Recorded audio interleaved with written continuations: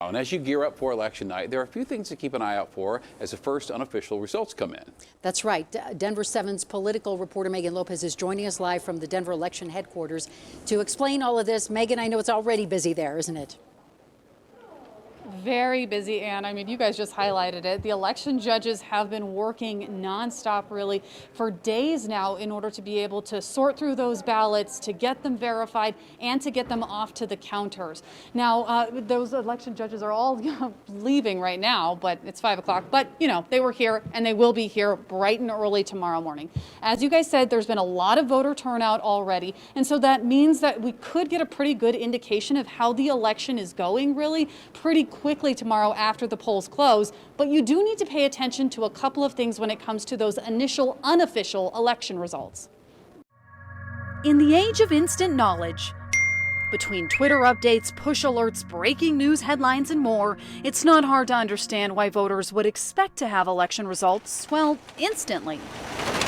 In places like Colorado, as soon as 7 p.m. hits, everybody gets their finger ready to push, send the results to our centralized system. That's because the state allows counties to sort, verify, and count the ballots as they come in. We do expect 70 to 80% of all the votes cast to be able to be reported on election night. Other states like Michigan, Pennsylvania, and Wisconsin don't allow that to happen until right around Election Day. A lot of states are going to be swamped just in the process of counting those ballots that have already come in by the mail. That's part of the reason we might not know who will win the presidency on election night. Even with the early count, election night results are never final results. The results are considered unofficial for about 2 weeks after. All of our military and overseas voters have this year 9 days after the election to have their ballots received by their county clerks. Then the results will be certified. Something else to be wary of on election night, the first round of results can be misleading. That we'll see more Democrats that have sent in their ballots in either absentee or early ballot format.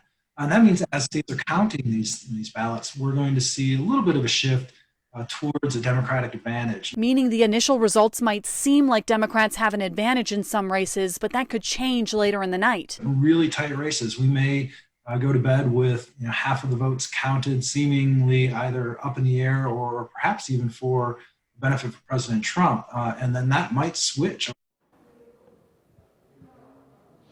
So the Colorado Secretary of State's office says that it's really ramped up its cybersecurity teams this year. It's partnering with the National Guard. It's looking out for election fraud.